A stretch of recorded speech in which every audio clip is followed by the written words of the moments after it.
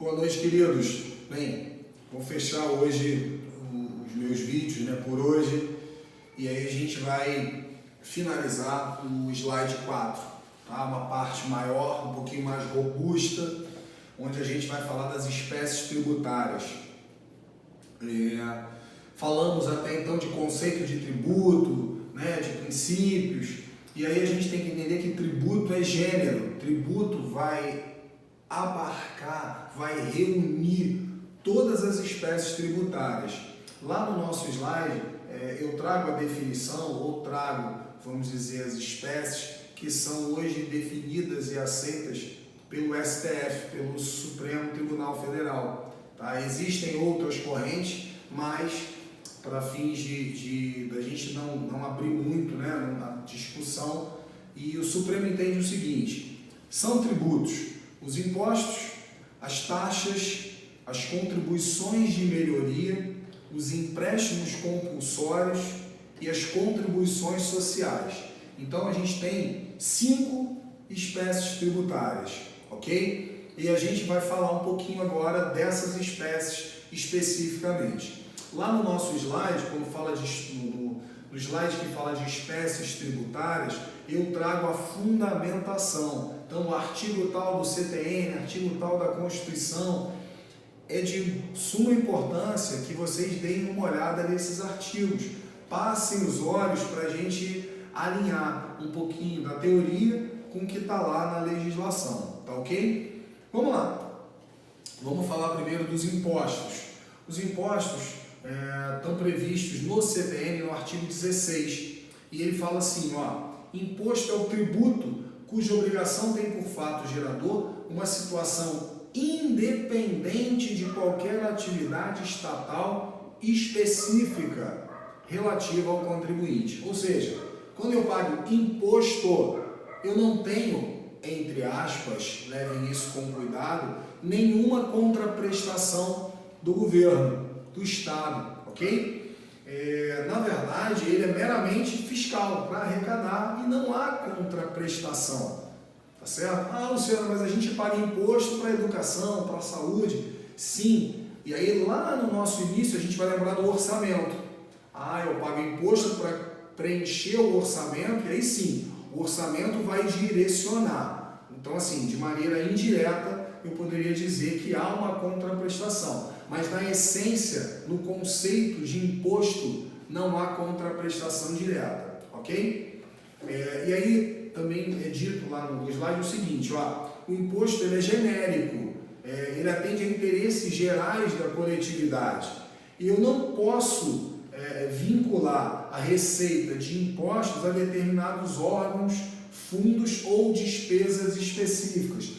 Eu pago imposto para a educação, eu pago imposto para determinado fundo de como. Não posso fazer isso, ele é genérico, ok?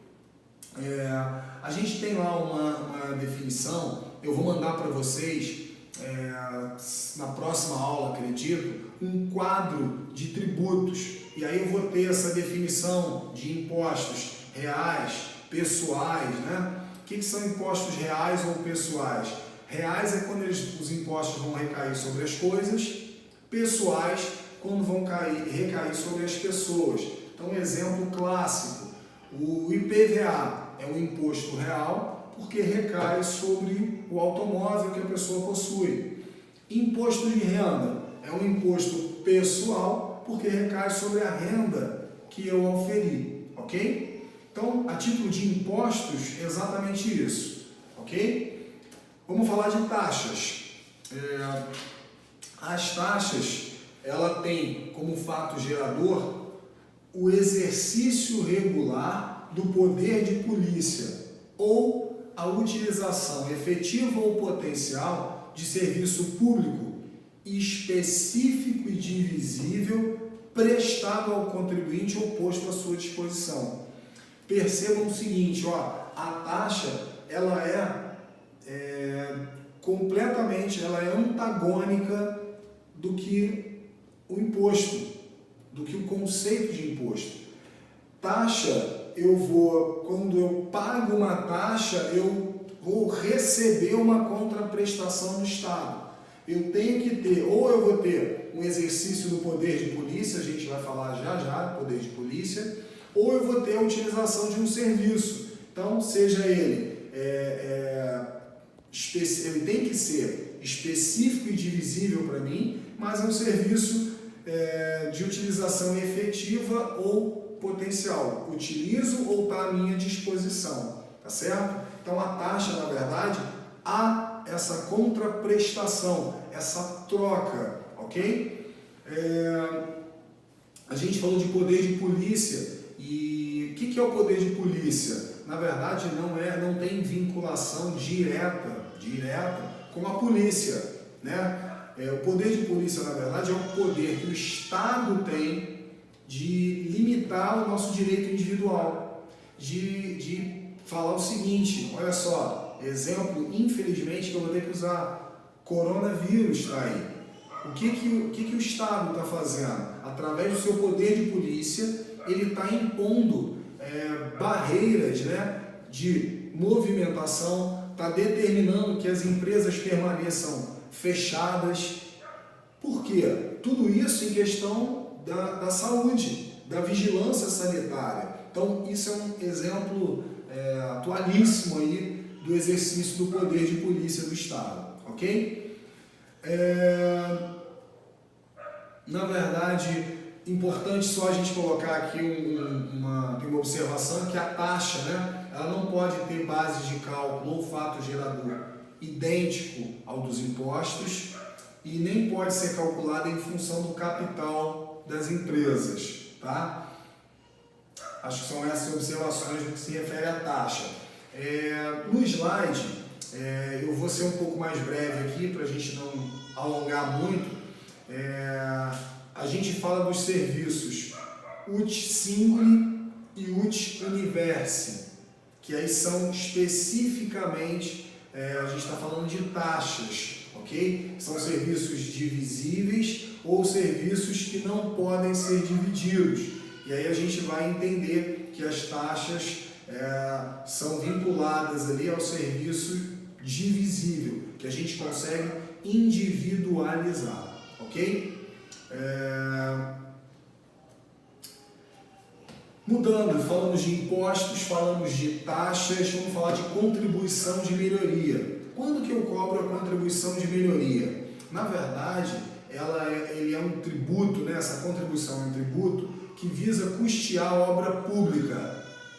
Como assim, Luciano, custear a obra pública? Olha, eu vou fazer uma determinada obra pública e essa obra pública vai trazer valorização para o meu imóvel, para o meu bairro. E aí, se isso acontecer, eu posso ser compelido a pagar essa contribuição de melhoria, tá? Um exemplo, né? Construção de praças, asfalto novo, asfaltamento, tudo que efetivamente for trazer benefício, trazer valorização. Hoje não é muito utilizada a contribuição de melhoria, porque ele tem os requisitos para sua cobrança, estão lá no slide, são muito específicos, são muito detalhados, e aí assim, isso acaba dificultando o Estado de fazer essa cobrança, né? O Estado como um todo, ok? Então assim, tem que ter publicação da obra, o que vai ser feito, qual o custo, qual a parcela que vai ser custeada pelo poder público, qual a parcela que vai ser custeada pelos particulares, tem que fixar prazos para impugnação. Então, assim, é mais difícil, ele é um pouco mais burocrático. Por isso, hoje, vem caindo um pouquinho em desuso, tá ok? Mas está previsto no artigo 81 do Código Tributário Nacional e o conceito, né, o contexto é exatamente esse, quando a gente tem obras que tragam valorização imobiliária, ok? Falamos de impostos, falamos de taxas, falamos de contribuição de melhoria, vamos falar de empréstimo compulsório. O empréstimo compulsório está previsto no artigo 15 do CTN e no artigo 148 da Constituição. Esse cara, essa espécie de tributo tem uma característica e tem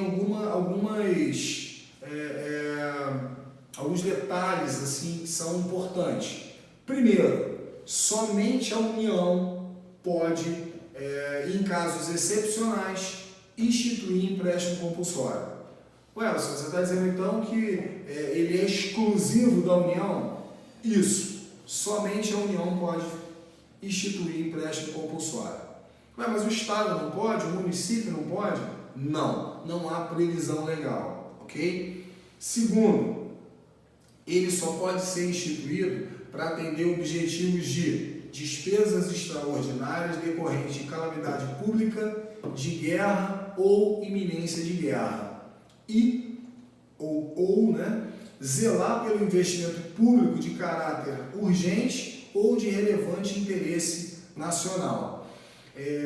Exemplo, para a gente entender, o empréstimo compulsório, há um período lá atrás, quando foi instituído o pró-álcool, quando tinha nos combustíveis, era cobrado 1 centavo para determinado projeto, para investir no pró-álcool. Então, quando você abastecia, você pagava ali um valorzinho irrisório, mas para fins de investimento nessa questão do álcool. A questão toda é que depois isso caiu em desuso também, não se teve, se a gente fala em empréstimo, deveria ter devolução, e aí isso acabava não acontecendo, a pessoa tinha que levar nota fiscal de abastecimento, só as empresas tinham, então isso ficou um pouco, depois ele caiu em desuso. Hoje, atualmente, a gente não tem exemplos.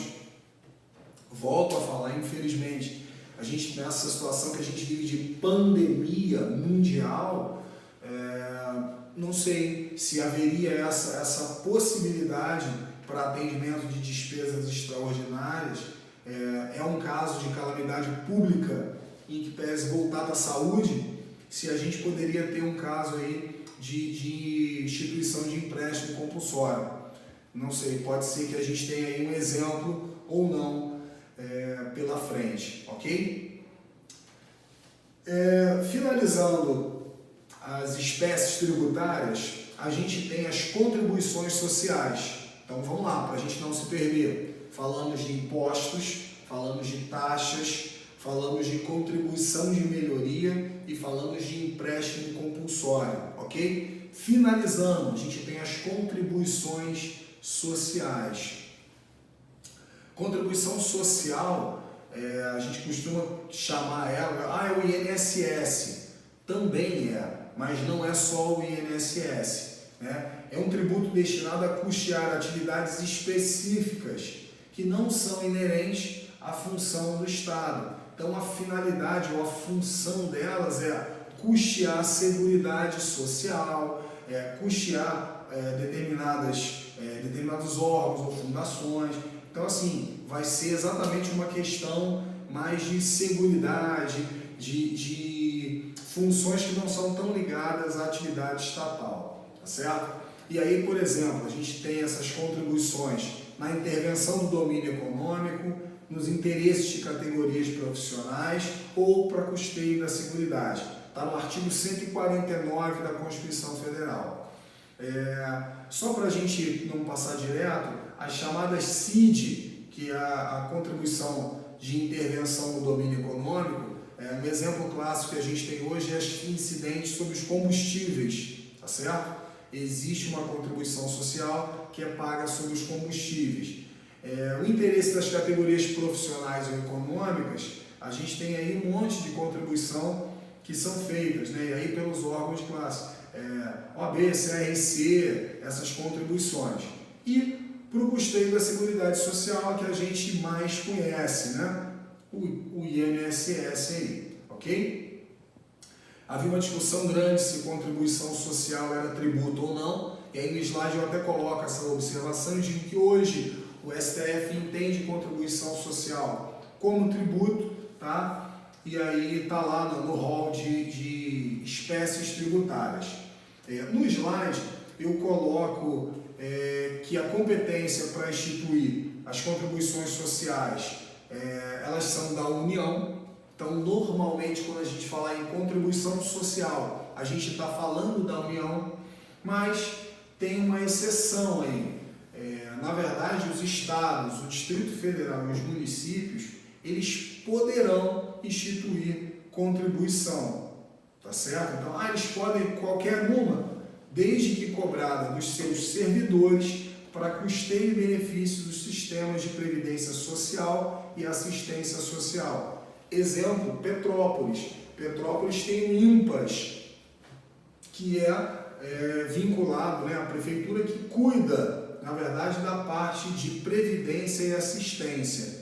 E aí o INPAS cobra dos servidores de Petrópolis a contribuição social, que seria, vamos dizer assim, o mesmo contexto do INSS, tá? Então é para vocês entenderem a exceção. No slide depois, eu boto basicamente, gente, eu não vou ler todos aqui que são percentuais, tá? Mas é importante que vocês leiam e identifiquem. Eu boto as principais contribuições sociais que a gente tem. Então a gente tem contribuições do empregador, da empresa e das entidades. Lógico que a gente fala assim, quando a gente pensa na empresa, ela paga sobre a folha de salários, ela paga o PIS e COFINS, ela paga a CSLL, que é a contribuição social sobre o lucro líquido, tá certo? Então, lá está explicando, está falando um pouquinho das alíquotas, a gente vai falar de alíquotas, vai falar dessas figuras no quadro de tributos, tá? Que vai englobar tudo. Eu tenho também, nós contribuímos, trabalhadores, quem tem carteira assinada está contribuindo, e inclusive com a reforma da Previdência, lembrem-se que aumentou a alíquota, né? A gente tinha uma alíquota, na verdade, de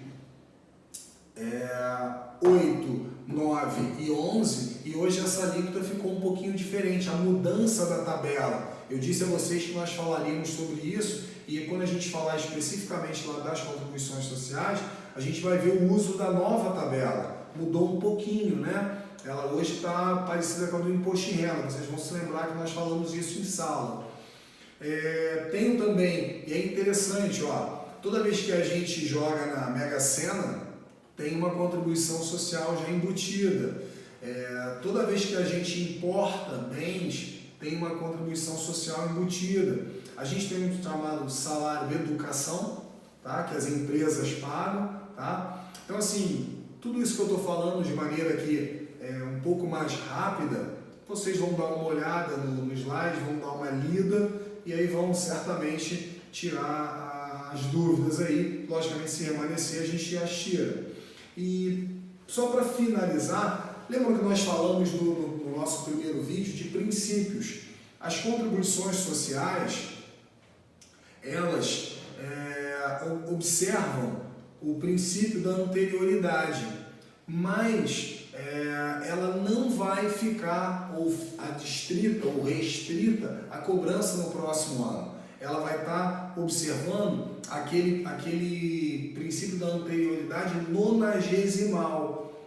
Então, assim, ela vai ter que esperar 90 dias da publicação da lei que a instituir. Então, assim, é uma característica também das contribuições sociais aí, tá certo?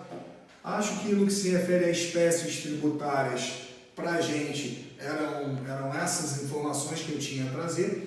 Leiam os slides, dêem uma olhada, vou mandar os artigos que tratam, né, dessas espécies aí para vocês poderem também vincularem aí com a parte legislativa. Legal? Um abraço, meus queridos, boa noite.